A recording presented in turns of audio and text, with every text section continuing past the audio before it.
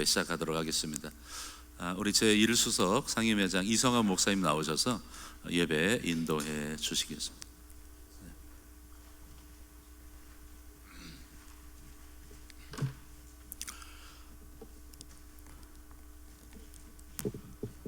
준비위원장을 맡은 이성환 목사입니다. 우리 옆 사람 한번 좀 인사 나누시죠. 새해 복 많이 받으세요.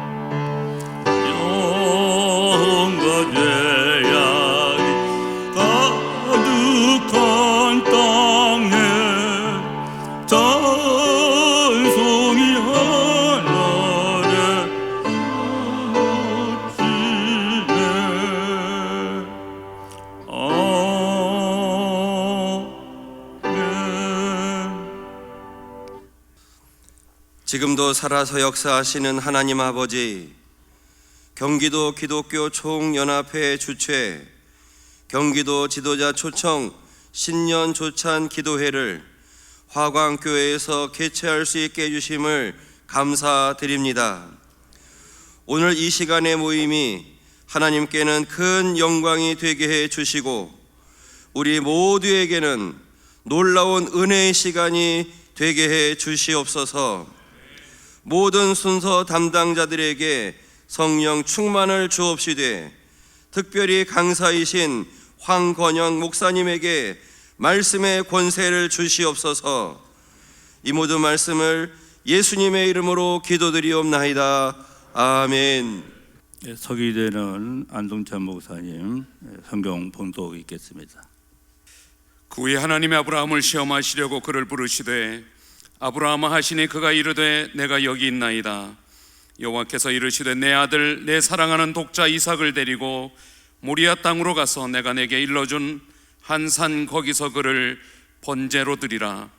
아브라함이 아침에 일찍 일어나 나귀 한 장을 지우고 두 종과 그의 아들 이삭을 데리고 번제에 쓸 나무를 쪼개어 가지고 떠나 하나님이 자기에게 일러주신 곳에 가더니 제3일에 아브라함이 눈을 들어 그곳을 멀리 바라본지라. 이에 아브라함이 종들에게 이르되 너희는 나귀와 함께 여기서 기다리라. 내가 아이와 함께 저기 가서 예배하고 우리가 너희에게로 돌아오리라 하고. 이어서 외관이라 어떻게 라는 말씀의 제하에 우리 황건영 가문대 총장 목사님께서 나오셔서 말씀 증거하시겠습니다. 오실 때 그래도 이른 아침인데 우리 할렐루야로서 인사 나누겠습니다. 할렐루야. 할렐루야. 네.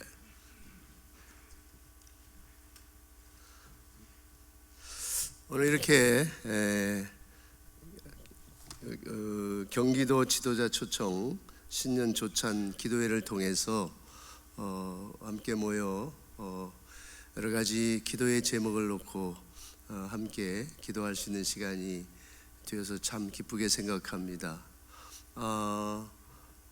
참 세월이 굉장히 빨리 지나간단 말이에요.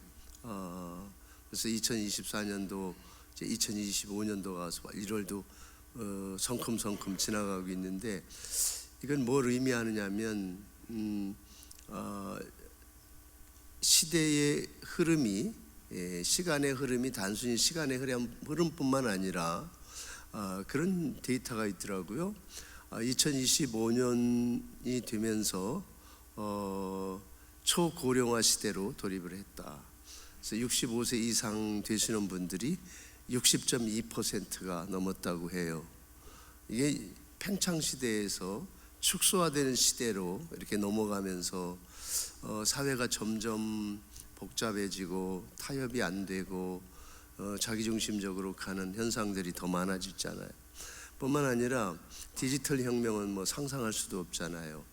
이미 1956년부터 개념이 시작된 인공지능이 2025년도는 유사전이 학습 인공지능이, 그러니까 보편적인 생성의 능력 자체가 가지고 있는 데이터를 통해서 충분히 활용하고도 남음이 있는 이런 시대인데, 10년 후에는 이미 가지고 있는 작은 데이터로 그것이 창의적으로 생성을 새롭게 해낼 수 있는 인공지능이 나온다는 거예요. 그래서 인간이 가지고 있는 창의력이나 인간이 가지고 있는 할 수 있는 모든 능력을 뛰어넘는 시대가 2030년이다, 이렇게 이야기를 합니다. 뿐만 아니에요. 21세기 연구소, 교회 연구소가 데이터를 냈더라고요. 10년 후에 2030 시대, 3040 시대는 어떤 모습으로 있을까? 근데 데이터이기는 하지만, 미래를 예측하는 데이터이긴 하지만 50%가 신앙을 저버린다. 뭐 꼭 그렇게 되릴 거라고 믿지는 않지만 굉장히 불안한 이런 기록들이 우리의 이런 심한 변화 속에서 우리가 어떻게 신앙생활을 해야 되느냐 하는 굉장히 중요한 물음 앞에 서 있다는 생각이 듭니다. 본문으로 바로 들어가서 말씀을 드리겠습니다. 창세기 22장의 이야기는 누구나 다 아는 아주 평이한 이야기입니다. 아브라함이 100세에 얻은 아들을, 하나님께서 아브라함을 불러서 다시 그 아들 이삭을 모리아산에서 번제로 드려라, 이 명령을 하신 부분이 오늘 창세기 22장입니다. 이 창세기 22장 이 사건을 가지고 저는 생각하면서 이걸 어떤 질문을 가지고 문제를 풀어가야 할 것인가. 왜? 아니, 하필이면 왜? 하나님 100세의 아들을 주셨으면 잘 키우셔서 후손을 번창하게 하고 하나님의 약속을 이루어 가시면 되지, 왜? 이렇게 질문을 할 수 있어요. 물론 하나님 아브라함을 시험하려고 본문에 나와 있어요. 근데 하나님이 그런 하나님이실까? 저는 절대 그런 하나님은 아니라고 생각해요. 100세의 아들을 우여곡절 속에 주었어요. 근데 그 아들을 도로 번제로 드려라? 그렇게 해서 아브라함의 몸을 애타게 하고 갈기갈기 찢어지게 만들고 무슨 드라마 익사이링한 드라마를 꾸미는 것도 아니고 그런 하나님은 아니라고 생각하기 때문에, 그렇다면은 왜가 아니면 어떻게 중심을 두고서 본문을 한번 정리해 보면 어떨까 하는 생각이 번뜩 들었고, 그것은 정답이구나 하는 거예요. 왜냐하면 이 시대는 우리가 우리의 힘으로 살아갈 수 있는 시대는 지났다라는 생각을 갖습니다. 하나님의 사람들은 하나님의 능력으로, 하나님의 권능으로, 하나님의 은혜로 살아가는 것 누구 한 사람도 부인하지 않습니다. 하나님은 아브라함에게 그 사건을 통해서 그것을 보여주시고 싶어 하셨던 거죠. 이 세상에 어느 아비가 100세에 얻은 아들을 번제로, 그것도 각을 떠서 불로 다 태워서 드리는 제사로, 그 인신 제사를 드릴 수 있겠냔 말이죠. 드릴 수 있는 사람은 아무도 없어요. 근데 그 일을 명령하셨고, 그 명령하신 의도가 하나님 속에 있었단 말이죠. 본문에 들어가 보면 이런 22장 1절에 그 일 후에, 이렇게 그 일 후에 하나님이 아브라함을 불러서 야, 네 아들 이삭을 드려라, 번제로 드려라, 이렇게 말씀하셨다는 거예요. 과연 그 일이 뭐냐는 거죠. 그 일이 있은 후에 하나님이 그렇게 하셨어요. 근데 그 일은 바로 21장에 이삭이 낳는 장면이 있어요. 이삭을 주워놓고 바로 다시 하나님께 드려라, 번제로 드려라, 이렇게 요구하실까? 저는 수십 년 동안 구약을 전공한 학자입니다. 적어도 이 사건은 창세기 11장 27절부터 혹은 12장 11장 27절 12장 1절부터 시작이 돼야 되지 않을까 하는 거예요. 하나님은 아브라함을 부르셨어요. 그리고 이렇게 말씀하셨습니다. 너는 내가 내게 명령을 할 텐데 너의 본토 친척 아비집을 떠나서 내가 내게 지시할 땅으로 가라. 그러면 내가 너를 큰 민족을 이루게 하고 열국의 아비가 되고 그리고 엄청난 민족이 살아갈 수 있는 기름진 땅을 줄 거야. 이렇게 약속을 주셨단 말이죠. 얼마나 기뻤겠어요. 하나님은 아브라함 나타나셔서 이렇게 반유목민적 삶을 살아가는 이 아브라함의 가문에 아브라함에게 이러한 엄청난 축복을 주셨기 때문에 큰 기쁨이 있었을 거란 말이죠. 그런데 이게 세월이 가도 기미가 보이질 않아요. 자식을 낳을 수 있는 기미가 보이질 않는 거예요. 그 사람이 기대하다가 기대가 꺾이면 낭망하는 거 아니겠습니까? 근데 이게 창세기 12장에서 15장으로 넘어가면 약간 그런 느낌을 보여주고 있어요. 창세기 15장에 하나님께서 이상 중에 아브라함에게 찾아갔어요. 그리고 말씀하시죠. 아브라함아 하니까요. 대뜸하는 얘기가 뭐 별로 오신 거, 하나님 저 찾아온 것 별로 그렇게 반갑지 않아요, 이런 태도였단 말이에요. 왜냐하면 아브라함이 너를 통해서 큰 민족을 이루어 가겠다고 하셨던 그 약속에 이미 절반은 놓아버렸어요. 기대감이 이미 놓아버린 상태였어요. 왜냐하면 바로 이어서 저 다메스커스에서 좀 꽤 똑똑한 아이를 종을 데려왔는데 그 이름이 엘리에셀인데 내치어 보니까 꽤 뭐 똑똑하고 아주 아이 좋고 성실하고 그래요. 그러니 그 아이 내가 차라리 양자 삼아서 내 후손을 번창하고 말 거예요. 이렇게 얘기를 한단 말이에요. 이건 하나님에 대한 약속에 대한 분명한 아브라함의 반응이었어요. 뭐 아브라함이 믿음이 좋으니까 뭐 달리 해석할 이유 없어요. 뭐 우리가 믿음이 좋다고 모든 게 다 해결되나요? 슬프면 슬픈 거고 걱정이 있으면 걱정이 있는 거예요. 인간은 다 그런 거거든요. 그런데 하나님께서 아브라함을 밖으로 데리고 나가서 하늘의 별을 보여줍니다. 저 별을 봐라. 내가 너에 약속한 건 내 후손이 저 별처럼 될 거야. 그러한 순간을 통해서 하나님은 아브라함에게 뭔가 심어주기를 원하셨을 거라는 생각을 한번 해보는 거예요. 아, 하나님? 그렇지. 저 별은 어떻게 생겼지? 아, 저 별은 자연 발생적으로 생겼을까? 아, 맞아. 하나님이 저 별을 지으셨지. 우주 만물은 하나님이 창조하셨지. 맞아. 아, 그럴 수도 있겠네. 그리고 나서 동물을 쪼개놓고 내가 너와의 약속은 반드시 지킬 거야. 목숨을 걸고 지킬 거야. 이렇게 다시 한번 약속을 주십니다. 근데 이 사건뿐만 아니죠. 17장에 넘어가면 또 다른 아주 독특한 사건이 나옵니다. 관련해서 나오는 사건이에요. 하나님이 아브라함 불러서 할례를 명령하죠. 난 지 8일 만에 할례를 다 행해라. 할례를 행하는 자는 내 백성이 될 것이고 할례를 행하지 않은 자는 내 백성으로부터 끊어지리라. 이렇게 말씀을 하셨단 말이에요. 그래서 반드시 할례를 행하라. 이런 이 말씀을 아브라함에게 주셨어요. 왜 하나님이 아브라함에게 이 할례를 행하라고 주셨을까? 물론 할례는 그 당시 고대 근동에서 있었던 일이지만 그러나 하나님은 독특하게 할례의 새로운 의미를 부여해 주셨단 말이죠. 할례라는 건 남자의 성기에 표피를 잘라내는 거예요. 여러 가지 의미가 있어요.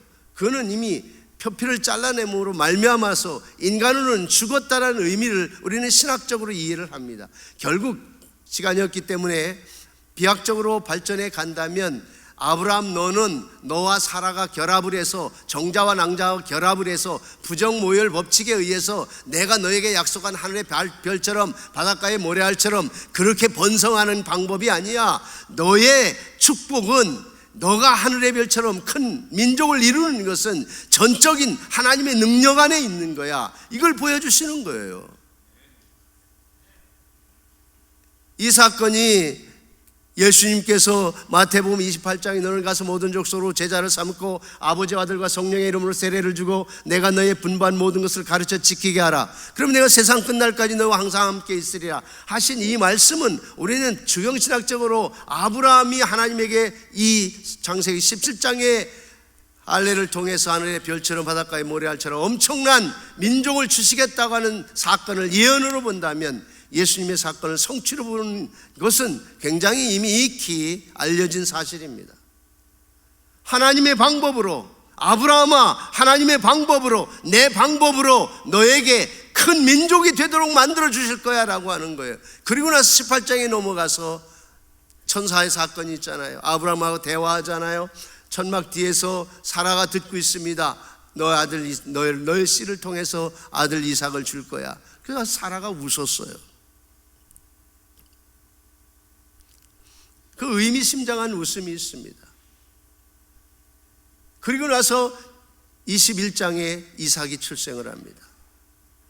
그 일 후에 창세기 22장 그 일 후에 하나님이 아브라함을 불러서 이것을 번제를 드려라 라고 하셨던 이 그 일이라는 건 굉장히 중요한 거예요. 이런 일련의 사건이에요. 창세기 12장, 15장, 17장, 18장, 21장 이런 사건들이 네트워크, 아주 미세한 네트워크처럼 촘촘하게 전부 다 형성되어 있다고 하는 것을 우리는 기억해야 합니다.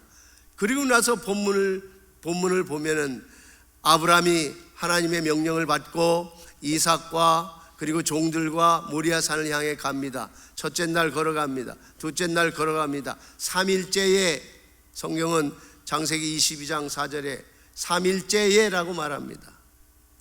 3일째, 3일을 걸었어요. 3일을 걸어가면서 아브라함은 정말 신나는구나. 이삭을 드리라고 하니 기분 좋아서 드리는구나. 이랬겠냐 말이에요. 죽을 맛을 아직 확신이 없었기 때문에. 그는 확신이 없었어요. 그런데 3일이 지난 후에 아브라함의 마음속에 확신의 안개가 피어오르기 시작했어요.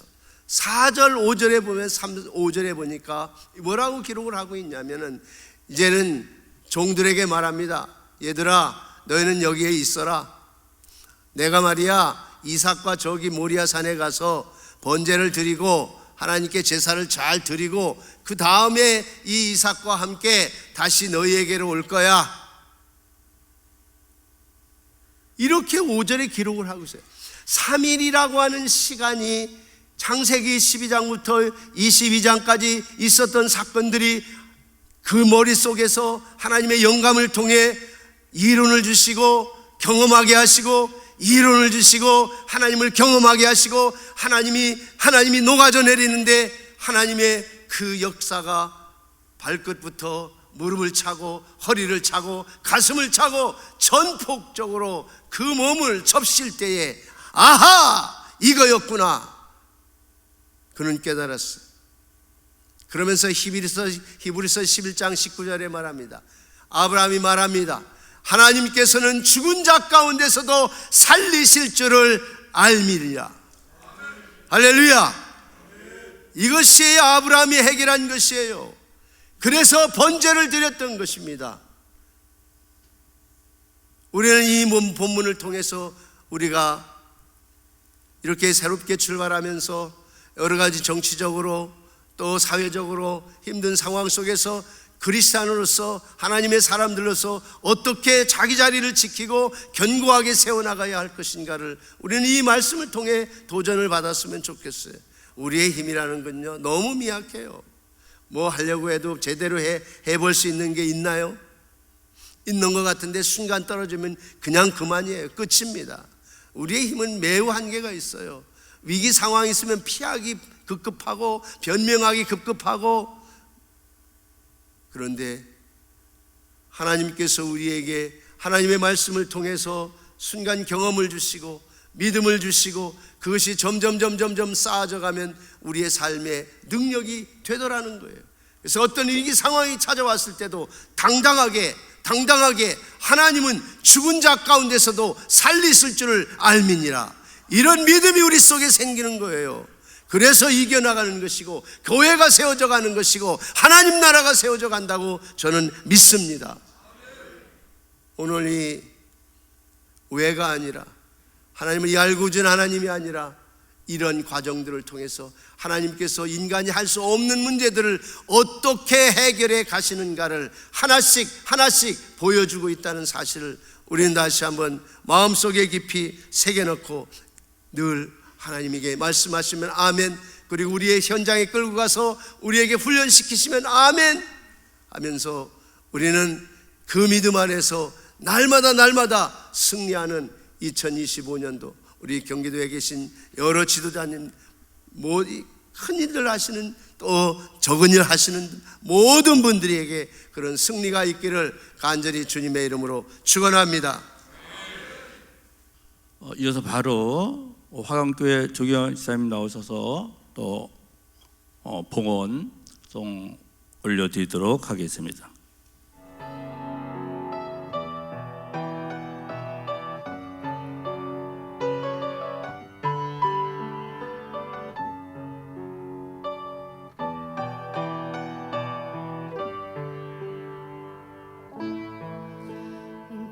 평생 살아온 길 뒤돌아보니 짧은 내 인생길 오직 주의 은혜라, 주의 은혜라, 주의 은혜라. 내 평생 살아온 길 주의 은혜라, 주의 은혜라. 담이 없는 사랑, 달려갈 길 모두 마친 후 주 얼굴 볼 때 나는 공로 전혀 없도다, 오직 주의 은혜라, 주의 은혜라, 주의 은혜라. 내 평생 살아온 길 주의 은혜라, 주의 은혜라.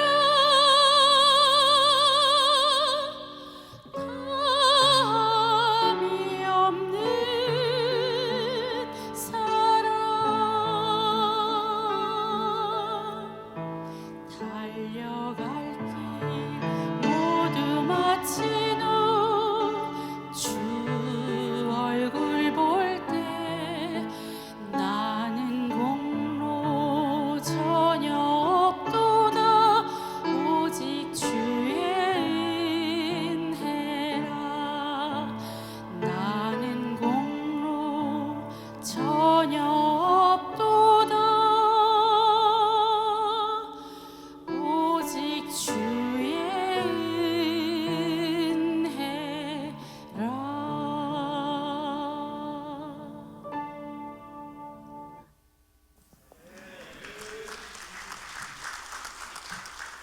이어서 우리 직전 대표 총회장이신 오범열 목사님 나오셔서 축도로 일부 예배를 모두 마치도록 하겠습니다.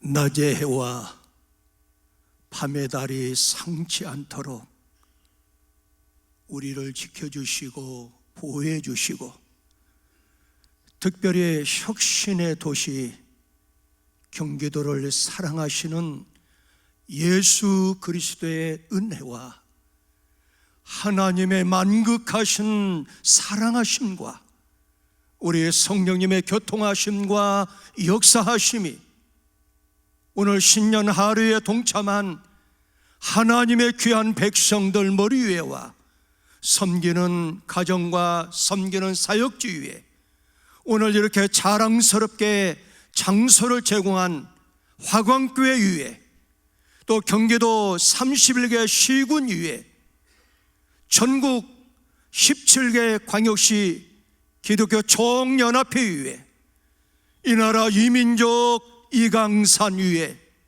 오늘 또 조국 부모 형제를 뒤로 하고 복음을 가지고 전 세계에 흩어져서 말씀을 선포하는 선교사들 머리 위에 지금으로부터 영원히 함께 있을지어다. 아멘.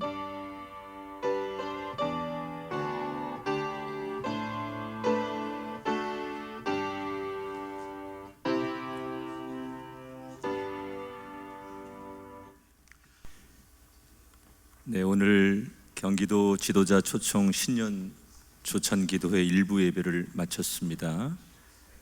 순서가 많았는데 48분 만에 모든 순서를 마쳤습니다.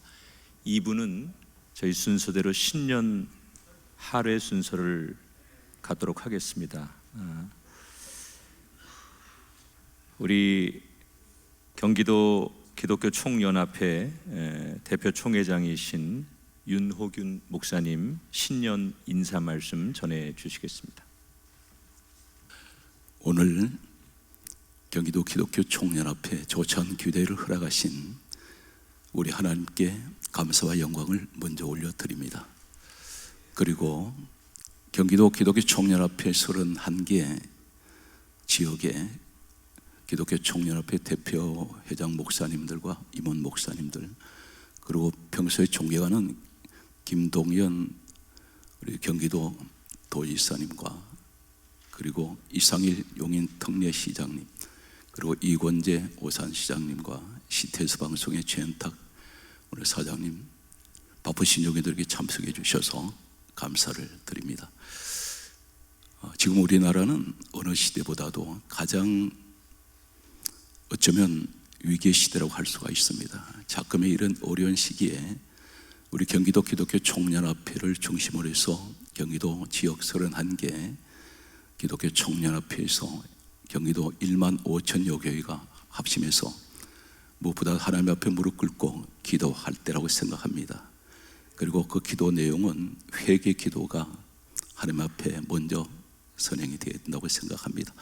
비온 데 땅이 굳어지고 새는 두들기수로 강해지듯이 반드시 우리나라는 다시 일어날 것입니다.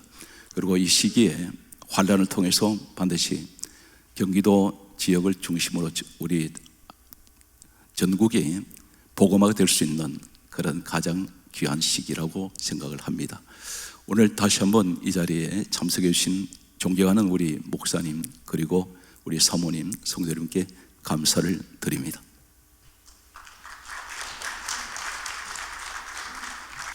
이 시간 격려사 시간입니다. 세 분이 준비가 되어 있는데 저희가 시간 관계상 2분씩 말씀을 부탁드리겠습니다.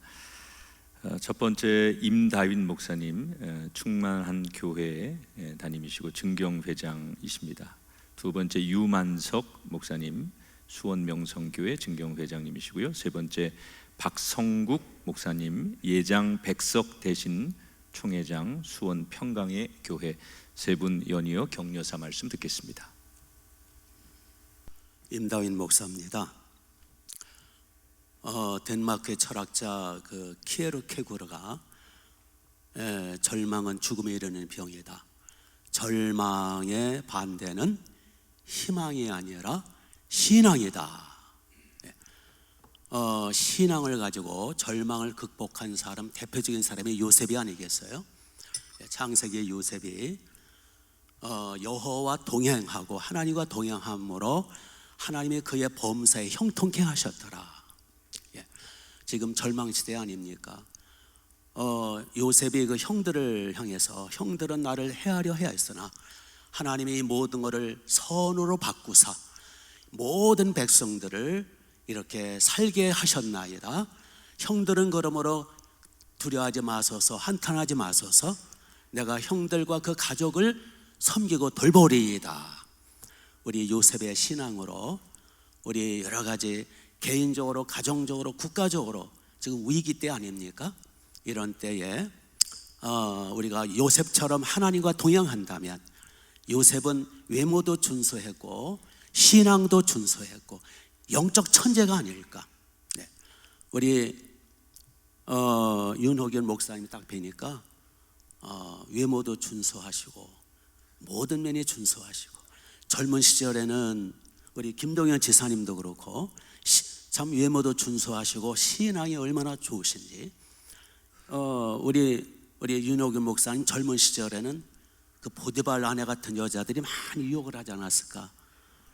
우리 김동현 지사님도 많은 그 보디발의 아내 같은 그 유혹이 있지 않았을까 생각이 됩니다만은, 우리 모두 요셉의 신앙, 천재적인 신앙, 준수한 신앙으로서 우리를 해하려는 모든 그 어려운 것들, 우리 개인적으로, 가정적으로, 국가적으로, 또 국가적으로 지금 일본이나 중국이나 러시아나 우리 북한이 우리를 해하려고 하잖아요. 우리가 주님께 딱 붙으면 해하려는 그 모든 것들을 하나님의 선으로 바꾸사, 즉 우리나라 이 위기를 선으로 바꾸사 반드시 형통케 하시고 유익하게 하시고 복되게 하실 줄로 믿습니다. 우리 모두 요셉처럼 우리 하나님과 딱 붙어서 하나님과 동행함으로 우리를 해하려는 모든 것들, 이 역경들, 고난들이 합력하여 복이 되고 형통하게 되고 복되게 하실 줄로 믿습니다. 네, 감사합니다.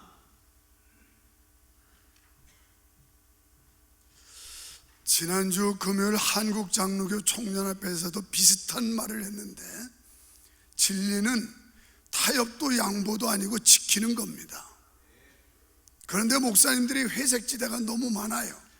적당주의, 대충, 이것도 좋고 저것도 좋고. 여러분, 우리가 연대와 연합을 왜 합니까? 나의 힘으로 미력하기 때문에 힘을 구축해서 교회 도전 세력과 하나님의 진리를 도전하는 세력을 막자고 이 기구가 있는 거예요. 그게 아니라면, 친목단체라면 이거 있어야 될 이유가 없어요. 여기 뭐 회장에서 우리 도지사님이나 아련하기 위해서 나 대표회장 할 때 도지사님 뵌 적 별로 없어요. 네. 그래서 우리는 한국교회를 지켜야 되고, 이 사회의 바른 방향과 목표를 제시하기 위한 목적과 목표를 가진 기구가 경기총인 줄 믿습니다. 그렇다면 우리 신실한 도지사님이나 또 이상일 시장님이나 오산 시장님은 여기 오신 거 보니까 절대 차별금지법 동성애 지지 안 할 것 같은데, 문제는 이분들이 아무리 싫어해도 소용없는 게 입법하면 끝나는 거예요. 이런데 바른 소리 내고 진리를 사수하지 못한다면 이 기구는 있으나 마나예요. 그대로 말하면 한국교회에서 이 악법과 차별금지법, 동성애를 막기 위해서 가장 활발하게 성도들과 함께 움직이는 교회 중에 하나가 우리 수원명성교회라고 자부해요. 이 기구가 하나님의 영광, 하나님의 진리를 도전하는 세력을 막는 바른 소리, 바른 방향을 제시할 수 있는 기구가 꼭 되기를 바랍니다.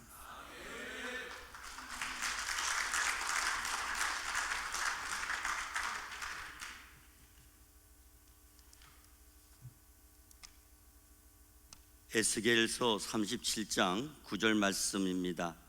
또 내게 이르시되 인자야, 너는 생기를 향하여 대언하라.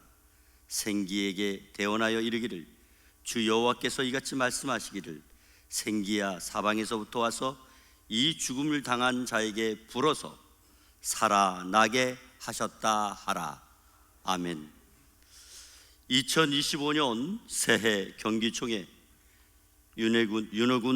윤호균 대표회장님을 비롯해서 새로운 임원진 구성이 되어 섬기게 된 것을 진심으로 축하드리고 축복합니다. 새해를 맞이하여 2025년 경기도의 지도자를 위한 조찬 기도회에 다시 살리자라는 말로 격려를 드리고 싶습니다. 우리는 그동안 회복에 대한 말씀을 많이 했을 것입니다. 코로나로 인한 팬데믹으로 소통이 차단되어 모든 것이 침체되어 회복이라는 주제로 스스로 위로하고 치유하고 격려하는 차원에 머물러 점점점 죽어가고 있는 현실을 인식하지 못할 때가 많이 있었습니다.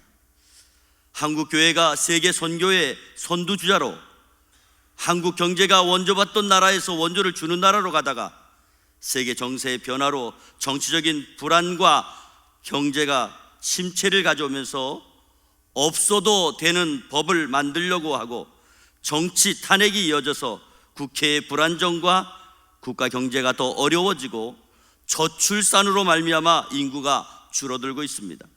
지금 우리나라는 정치 경제가 다시 살아나야 될 줄 믿습니다. 한국 교회가 다시 살아나야 될 줄 믿습니다.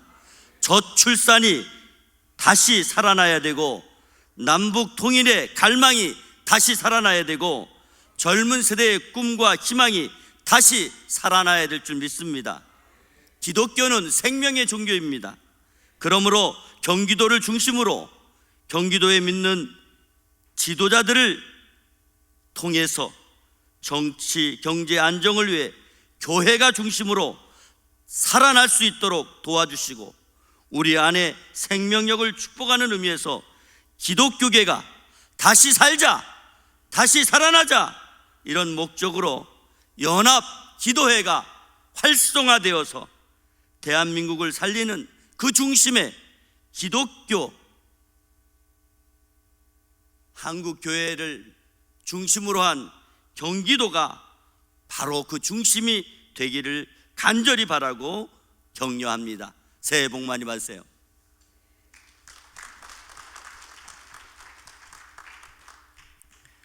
감사합니다.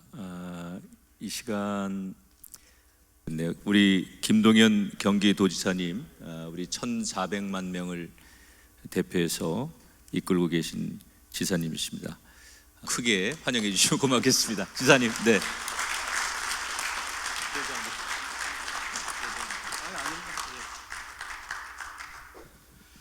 여기가 용인시기 때문에 우리 이상희 시장님 먼저 환영사를 해주시고 제가 인사말해야 되는데 제가 먼저 그러면 하도록 하겠습니다.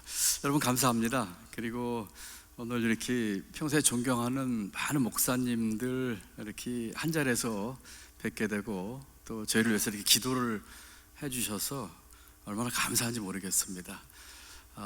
새해입니다. 2025년입니다. 서기 2025년입니다. 역사는 예수님 태어나기 전과 예수님 태어나신 후로 이렇게 양분하는 것 같습니다. BC는 예수님 태어나기 전이고 AD는 라틴어라고 하는데 아마 제 기억에 맞다면 아노 도미나인가요? 이렇다고 합니다. 그 뜻은 주님의 해라는 뜻이라고 합니다. 그렇다면은 서기 2025년인 올해도 주님의 통치하에 있는 해라고 저는 믿습니다.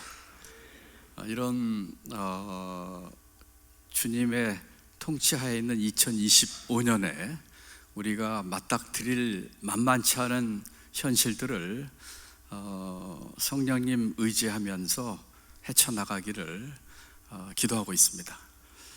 나라가 많이 어지럽습니다. 정치가 국민들을 실망시키고 있고 경제가 어렵습니다.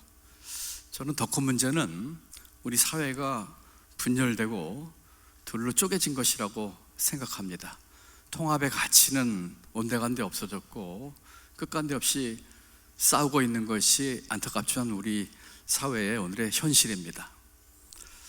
많은 분들이 존경하는 에브라함 링컨 대통령은 선거에 10번 나갔는데 7번을 떨어졌다고 합니다. 그 떨어진 선거 중에 하나가 상원의원 선거였는데 그 떨어진 선거에서 유명한 연설을 했습니다.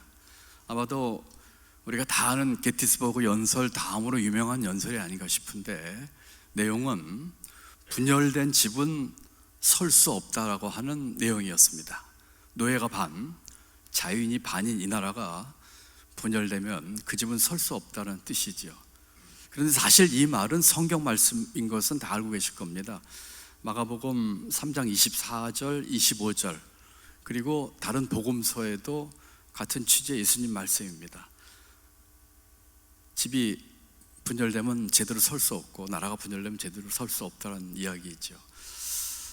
앞으로 정치 일정이 어떻게 빨라질지 모르겠지만 적어도 새롭게 만들어질 수 있는 새로운 권력 구조와 지도자는 나라를 함께 통합으로 만드는 그런 지도자가 나왔으면 좋겠습니다.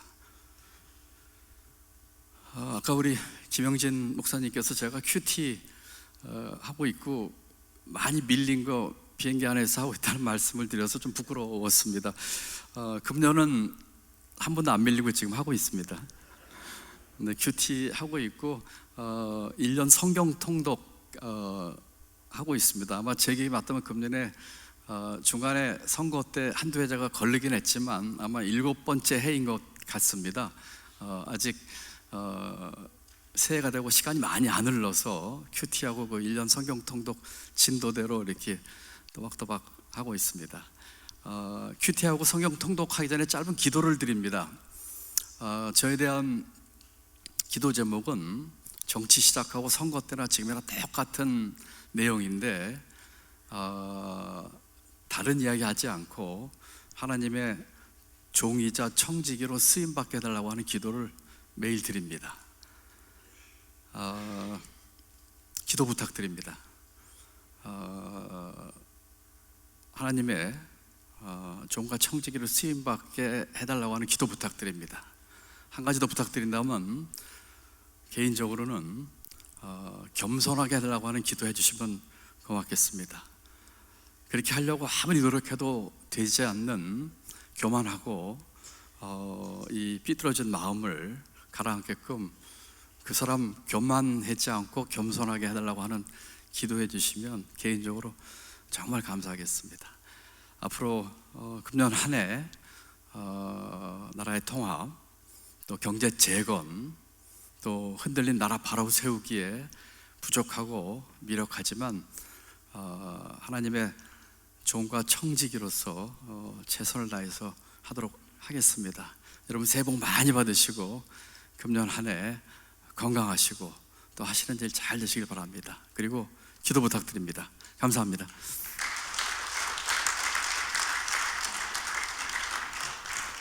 네, 이상일 용인특례시장님 환영사 듣도록 하겠습니다.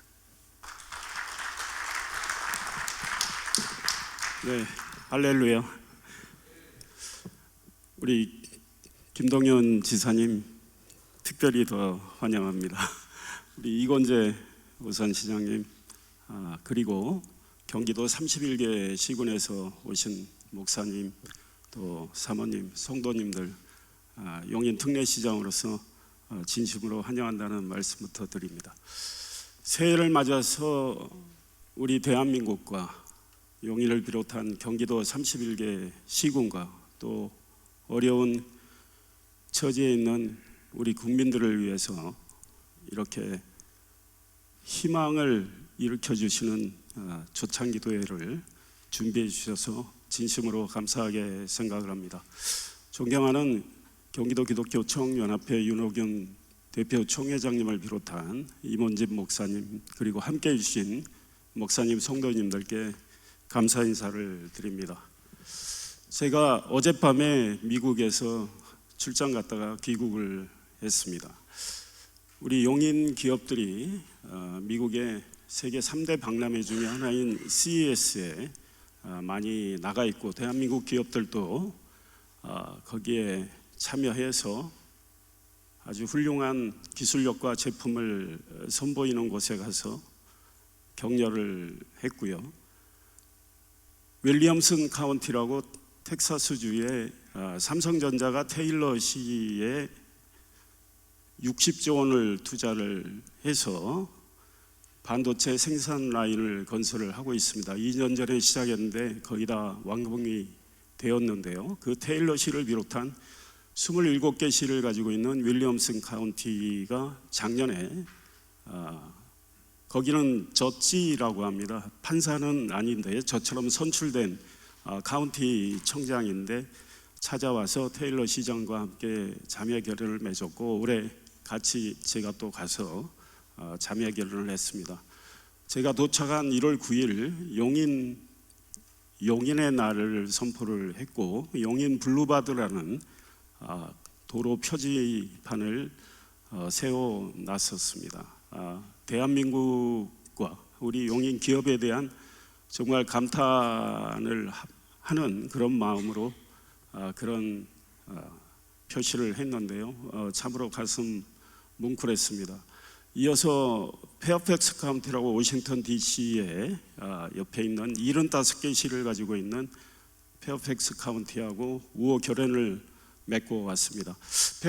페어팩스 카운티의 경제개발청장이 저랑 같이 CES를 참관을 했는데 한국 기업의 기술력에 참으로 감탄을 했습니다. CES의 혁신상을 대한민국 기업이 42%를 휩쓸었습니다. 페어팩스 카운티 경제개발청장, 이건 언벨리버블이라고 이야기를 하더군요. 매년 저희들이 그렇게 하고 있습니다. 대한민국 기업들 정말 놀랍습니다. 그러나 정치 쪽을 바라보면 제가 굳이 말씀을 안 드려도 우리 국민들께서 답답하게 생각을 하실 겁니다. 저를 비롯한 많은 분들의 책임이 크다고 생각하고 오늘 이렇게 조찬 기도회를 통해서 저희들에게 많은 메시지를 주신다고 생각을 합니다. 지난해 크리스마스 이브 때 또 성탄절날 아기 예수님 오시는 뜻을 저희들이 늘 새깁니다. 위정자들이 그 뜻을 계속 망각하지 않고 새기면서 또 새해를 맞아서 새롭게 다짐을 해가면서 오늘 존경하는 황건영 총장 목사님께서 주신 말씀 잘 새기고 믿음을 통해서 확신을 만들고 고난을 잘 헤쳐나가는 그런 노력을 기울여야 되겠다 이런 생각을 했습니다. 미국 의회의 영상에는 늘 이런 말이 나옵니다. 에 플리버스 우넘, 에 플로리버스 우넘 이렇게 나오는데요. 모든 생각이 다른 사람들이 모여서 하나가 된다 이런 뜻입니다. 우리에게 꼭 필요한 것이 아닌가 이런 생각을 합니다. 다름은 틀림이 아니지만 그 다름을 서로 존중을 하고 우리가 통합 노력을 했으면 좋겠다는 생각을 합니다. 정치가 혼란스럽지만 우리 목사님들께서 이렇게 기도를 해주시고 저희들께 믿음과 확신을 주시면 저희는 새로운 희망을 만들어 나갈 수 있다고 생각을 합니다. 비관론자는 기회에서 어려움을 보지만 낙관론자는 어려움에서 기회를 본다는 말도 있듯이 저희들이 새해를 맞아서 앞으로 이 어려움을 헤쳐나가고 나라와 국민을 위한 희망의 기회를 잘 만들어 가도록 노력을 하겠습니다. 새해 복 많이 받으시고 주님의 은총이 늘 함께하기를 기도드립니다. 감사합니다.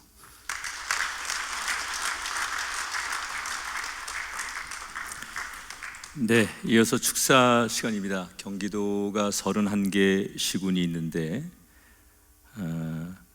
그중에 한 분을 저희가 축사로 모셨습니다. 이곤재 오산 시장님이 오늘 31개 시군을 대표해서 축사해 주시겠습니다. 박수로 환영해 주시죠.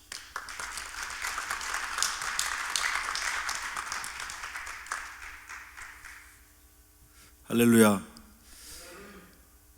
예, 저는 오늘 경기도 기독교 신년 예배에 함께하게 돼서 하나님께 영광을 돌립니다.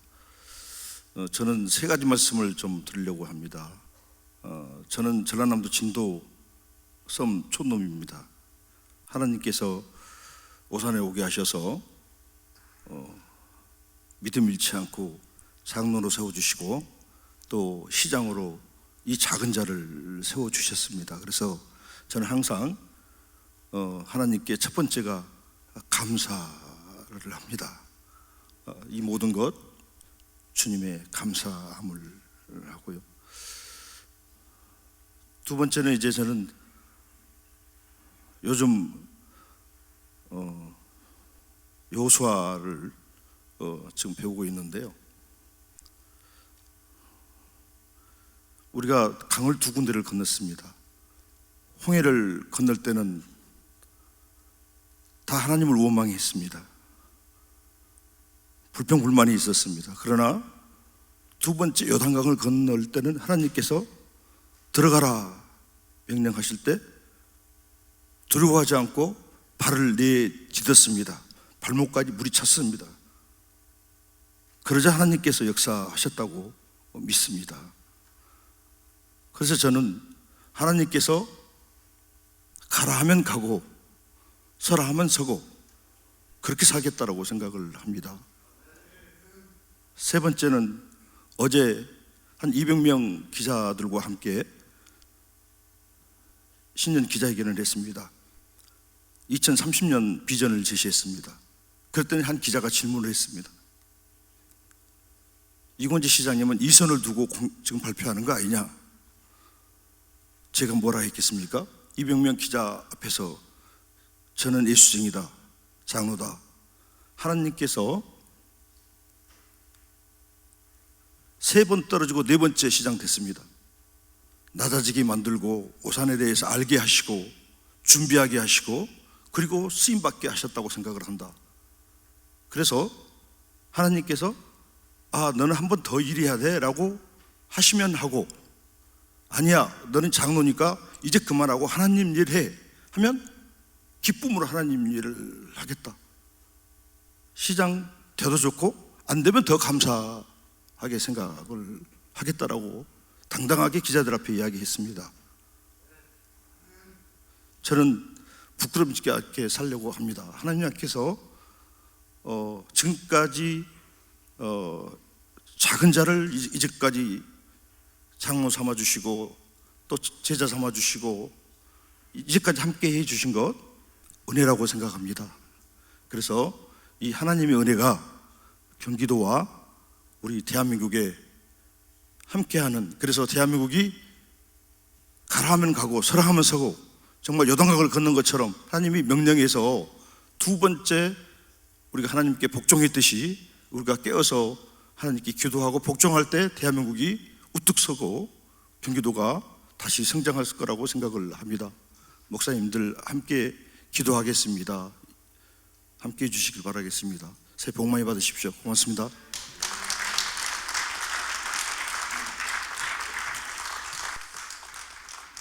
오늘 저희들 이 행사에 언론사들이 많이 오셨는데 그중에 우리 CTS의 최연탁 사장님 인사 말씀 듣도록 하겠습니다.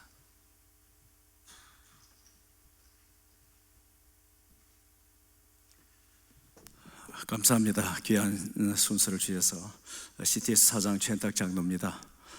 먼저 28개 시 또 3개 군 기독교연합회가 함께한 경기도 기독교 총연합회 위에 하나님께서 함께하여 주셔서 하나님께서 예비하신 귀한 축복들을 마음껏 누리시는 한 해가 되기를 바라겠습니다. 좋은 뉴스부터 말씀을 드리겠습니다. 아까 우리 송기섭 목사님께서 간절히 기도하셨는데 우리 CTS가 감경철 회장님께서 부임하신 이후 지금으로부터 한 20년 전부터 CTS는 기독교 교육으로 다음 세대들을 양육하지 않으면 이 나라의 미래가 없다. 그리고 종교 시설을 통해서 아이들을 돌보지 않으면은 앞으로 올 국가적인 위기인 저출생 문제를 해결할 수 있는 방법이 없다. 그래서 우리 교회가 주중에 비어놓은 이 공간을 통해서 아이들을 돌봐준다면 우리가 전도하는 것뿐만이 아니라 앞으로 다가올 국가적 위기인 저출생 문제를 해결하는 데 크게 기여할 거다라고 생각을 해서 지난 2022년에 범종교로 저출생 대책 국민운동본부를 출범하고 CBS를 설득해서 함께 관련된 법들을 개정하자라고 하는 서명 작업을 저희가 진행을 했었습니다. 약 한 40만 명이 넘는 서명을 받아서 여야 당 대표들과 대선 후보들 정책위 의장에게까지 전달했는데 다행스럽게도 이런 어떤 우리들의 움직임과 기도 덕분에 금년 1월 중순에 드디어 국토교통부령으로 인해서 건축법 시행 규칙이 변경이 되어서 공포가 되었습니다. 이제 종교시설에서도 노유자 시설을 함께 할 수 있도록, 원래는 예배 외에는 다른 목적으로 사용할 수 없었었는데 이제 종교시설이 노유자 시설과 중복돼서 사용할 때는 지방건축심의위원회의 심의를 거치지 않아도 된다라고 하는 시행규칙의 변경을 저출생고령사회위원회와 국토교통부가 함께 합력해서 좋은 결과를 이루어 주었습니다. 이제 우리 교회는 당당하게 아이들을 주중에 돌보고 주말에는 예배를 드릴 수 있는 공간이 되는 법적인 장치가 마련되었습니다. 이 모든 것들이 이 자리에 함께 하신 여러분들과 한국교회의 기도 덕분이라 생각되어서 이 자리를 빌어 다시 한번 감사드리고, 함께 우리 CTS는 사다모빈 저 행복한 출생 든든한 미래를 설립해서 이 일들을 위해서 한국교회를 위해 지원하고 협력하는 일에 앞장서도록 하겠습니다.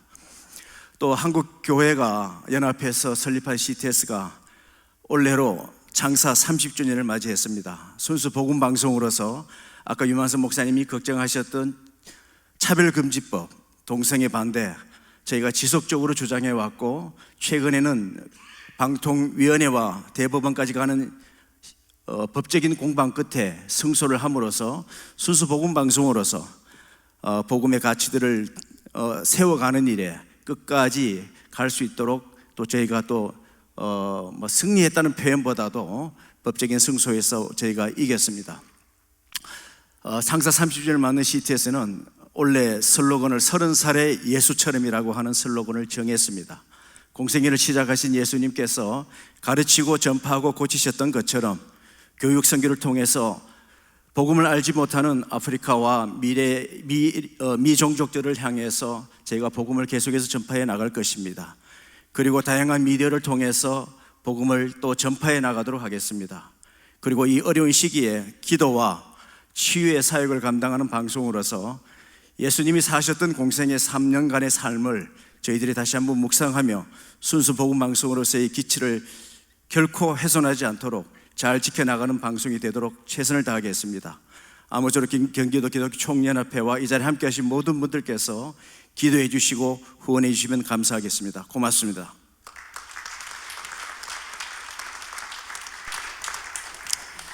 네, 순서가 이제 거의 다 마무리가 돼 갑니다. 케이크 절단식이 있는데 우리 순서를 좀 앞에 해주시면 나오실 분들을 소개해드리겠습니다. 우리 윤호균 대표총회장님, 김동연 도지사님, 이상일 용인시장님, 이권재 오산시장님, 김영진 증경단 회장님, 오범열 전국 17개 광역시도 대표 총회장님, 이성화 준비위원장님, 네, 우리 CTS 최현탁 사장님도 같이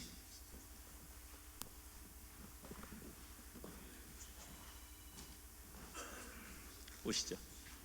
네, 앞에 오시면 네.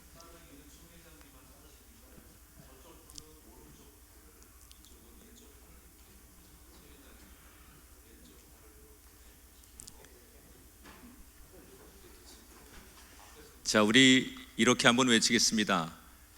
경기도에게 그러면 축복을, 앞에서 경기도에게 그러면 우리 모두 축복을 이렇게 하고 케이크를 절단하도록 하겠습니다. 자, 경기도에게 박수하겠습니다.